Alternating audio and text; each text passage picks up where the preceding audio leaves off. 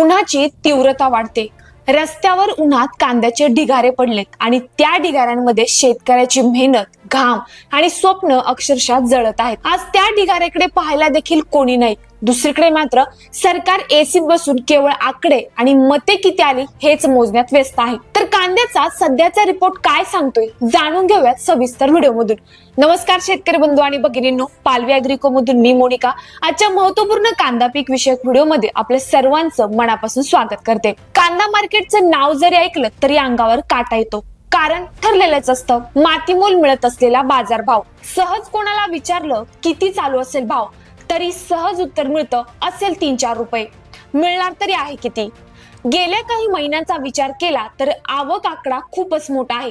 परंतु कालचा एकदा आकडा आपण पाहिला तर अक्षरशः फक्त लासलगाव कांदा मार्केटमध्ये तब्बल 35 लाख क्विंटल कांद्याची आयात झाली आहे. परिणामी बाजारात कांद्याचे दर अक्षरशः मातीमोल झाले. शेतकऱ्यांनी वर्षभर राबून पिकवलेला कांदा विकायचं म्हटलं तर उत्पादन खर्चही निघत नाही, अशी दयनीय परिस्थिती निर्माण झाली आहे.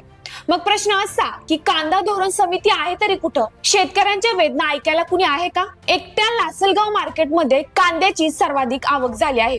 लासलगाव बाजार समितीमध्ये तब्बल 35 लाख क्विंटल कांदा तर निफाड मार्केटमध्ये 10,54,000 क्विंटल कांद्याची आवक नोंदवली गेली आहे. एवढ्या प्रचंड आवकेमुळे दर कोसळले असून शेतकऱ्यांच्या अंदाजे 270 कोटी रुपयांचं नुकसान झालं आहे. ही केवळ एक आकड्यांची गोष्ट नाहीच हो, ही प्रत्येक शेतकऱ्याच्या कुटुंबाची उपजीविकेची लूट आहे. कांद्याचे दर सतत घसरत असल्याने कांदा उत्पादकांना योग्य बाजारभाव मिळावा यासाठी लासलगाव बाजार समितीचे सभापती ज्ञानेश्वर जगताप यांनी पंतप्रधान, केंद्रीय कृषी मंत्री शिवराज सिंग चौहान, वाणिज्य मंत्री पियुष गोयल आणि मुख्यमंत्री देवेंद्र फडणवीस यांच्याकडे पाठपुरावा करण्याचा निर्णय देखील घेतला आहे. असा प्रश्न आहे की हा पाठपुरावा वेळेत होईल का आणि तो प्रत्यक्षात शेतकऱ्यांच्या खिशात काही देईल का? आंतरराष्ट्रीय घडामोडींचा फटका देखील थेट भारतीय कांदा उत्पादकांनाच बसला आहे. बांगलादेशमधील हिंसाचार आणि स्थानिक कांदा उत्पादन सुरू झाल्याने कांदा आयातीचे परवाने बंद झाले आहेत. श्रीलंकेचा विचार केला तर श्रीलंकेत 50 रुपयांचे आयात शुल्क लावल्याने निर्यात ठप्प झाली आहे. नेपाळमध्ये कांद्याची मागणी घटली तर पाकिस्तान आणि चीनमध्ये कांदा स्वस्त मिळत असल्याने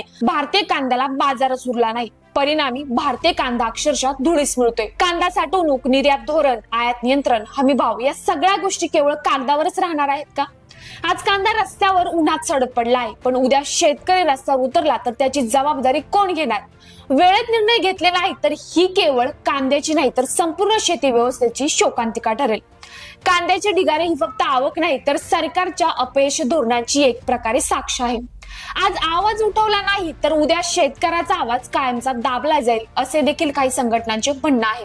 पाठपुराव्याबद्दल नक्की काय पावले उचलले जातील, तो कधी केला जाईल याचे अपडेट नक्कीच आम्ही तुम्हाला कळवू.